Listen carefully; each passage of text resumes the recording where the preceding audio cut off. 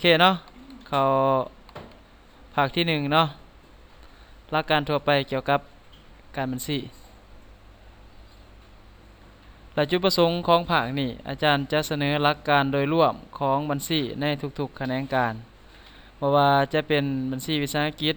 บัญชีของธนาคารบัญชีของโครงการรวมถึงบัญชีของงบประมาณคลังเงินแห่งชาติของแต่ละประเทศเนาะเพื่อให้เราสามารถนำเอาหลักการทางด้านบัญชีวิสาหกิจไปประยุกต์ใช้เข้าในหลายๆหน้าเวียกและองค์ประกอบของบทนี่จะประกอบมีอยู่ของภาคนี่เนาะประกอบมีอยู่4บทคืออันที่1ความรู้เบื้องต้นทางด้านการบัญชีอันที่2แนวความคิดในการคิดรายและการจดจ่ายบัญชีอันที่3แผนผังของบัญชีวิสาหกิจแห่งสปป.ลาวอันที่4การจัดตั้งการบันทึกบัญชีและในบทที่1ความรู้เบื้องต้นทางด้านการบัญชีนี้อาจารย์จะเสนอหัวข้อที่1ใหญ่ก่อนสำคัญที่สุดคือตัวนี้เนาะความหมายของการบัญชีและการเงินคำว่าการเงินเป็นเวียกที่เกี่ยวข้องกับการจัดหาเงินทุนและการใส่จ่ายเงินทุนโดยวิธีการที่ก่อให้เกิดมูลค่าสูงสุดของธุรกิจสำหรับวิธีการในการสอกหาเงินทุนและวิธีการในการใส่จ่ายเงินทุนมันจะประกอบเป็นวีซ่าหนึ่งต่างหากคือวีซ่าการเงินเนาะมันจะมีการเงินการลงทุนการบริหารการเงินการบริหารการธนาคารอีกหลายอย่างอยู่ในหัน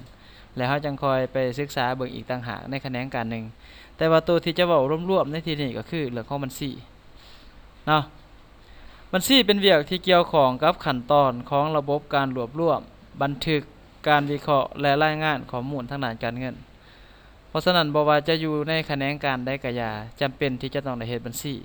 เพื่อที่จะบันทึกรวบรวมข้อมูลให้เป็นระบบ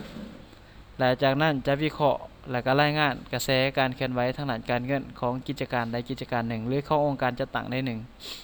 สำหรับกรณีนี้บัญชีจะได้พิจารณาถึงจุดอ่อนและจุดแข็งทางด้านการเงินเพื่อกำหนดยุทธศาสตร์ได้อย่างมีประสิทธิผลซึ่งมันจะประกอบมีอันที่1สภาพคล่องอันที่2ความสามารถในการก่อหนี้อันที่3เงินทุนหมุนเวียนอันที่4ความสามารถในการสร้างกำไร